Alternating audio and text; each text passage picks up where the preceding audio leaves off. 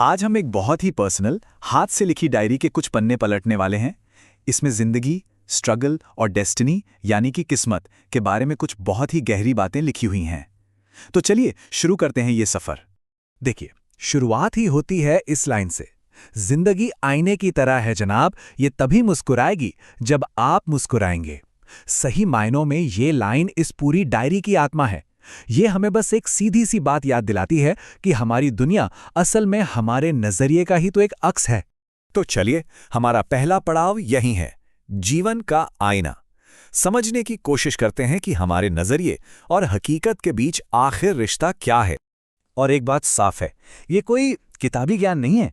ये बातें एक पर्सनल डायरी के पन्नों से निकली हैं। ये वो समझ है जो सीधे दिल से आती है, किसी की अपनी जिंदगी के तजुर्बों से छनकर। डायरी का एक पन्ना ना हमें सच में सोचने पर मजबूर कर देता है। उसमें लिखा है, पहाड़ पर चढ़ने वाला व्यक्ति झुककर चलता है और उतरने वाला अकड़कर। कितनी गहरी बात है ना, कि विनम्रता ही हमें ऊंचाइयों पर ले जाती है, जबकि अहंकार वो तो बस नीचे ही गिराता है। अच्छा, अब आगे बढ़ते हैं और बात करते हैं मन की शक्ति की, यानी कि हमारी जो अंदर की दुनिया है, हमारे विचार, हमारी सोच, वो कैसे तय करती है कि बाहरी दुनिया में हमारा रास्ता कैसा होगा। इस डायरी में ना एक बड़ी दिलचस्प मिसाल दी गई है। सोचिए, हमारे दिमाग में दो घोड़े हैं। एक घोड़ा है नेगेटिव और दूसरा है पॉजिटिव। अब रेस कौन जीतेगा?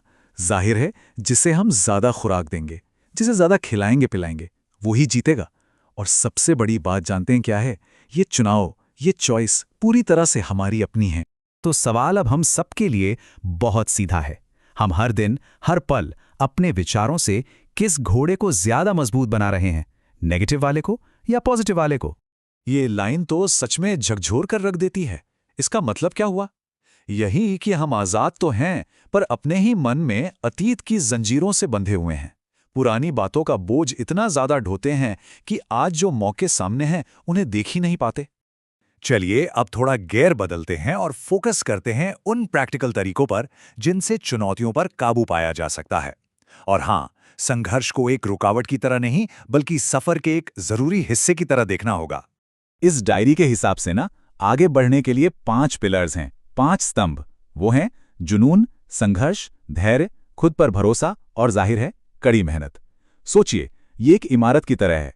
अगर इनमें से एक भी पिलर कमजोर पड़ गया ना, तो सफलता की पूरी इमारत हिल सकती है। और पता है, आगे बढ़ने के लिए कुछ चीजों को पीछे छोड़ना ही पड़ता है। ये 4 बहाने तो ऐसी दीवारों की तरह हैं जिन्हें हमें हर हाल में तोड़ना ही होगा।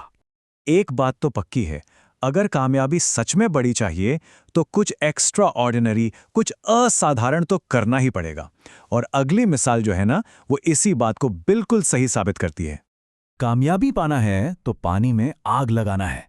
सोचिए जरा, कितनी कितनी पावरफुल लाइन है ये। इसका सीधा सा मतलब है कि सक्सेस के लिए उस लेवल का डिटर्मिनेशन चाहिए जो नॉर्मल उम्मीदों से कहीं ज्यादा हो। मतलब कुछ ऐसा कर दिखाना जिसे लोग नामुमकिन मानते हो। और अब हम आ गए हैं अपने आखिरी और शायद सबसे ज्यादा हिम्मत देने वाले हिस्से पर। यह हिस्सा इस विश्वास के बारे में है कि हमारा भविष्य हमारे अपने हाथों में है। तो इस पूरी बातचीत की सबसे बड़ी सीख क्या है? यही कि बीता हुआ कल हमारे दिमाग में है, एक याद की तरह, और उसे बदला नहीं जा सकता। लेकिन आने वाला कल वो हमारे हाथों में है। उसे हम जैसा चाहें वैसा बना सकते हैं। और आखिर में ये प्रेरणा देने वाला विचार ये हमें साफ साफ बताता है कि हमारी किस्मत कोई पत्थर की लकीर नहीं है। जो इंसान हालातों से लड़ता है, उन्हें बदलता है, असल में वही अपनी तकदीर का सच्चा बनाने वाला होता है। तो इस डायरी से मिले इन सभी विचारों के बाद सवाल अब हम सबके लिए है कि हम अपनी कहानी का अगला पन्ना कैसे लिखेंगे। क्योंकि एक बात तो तय है, कलम हमारे ही हाथ में है।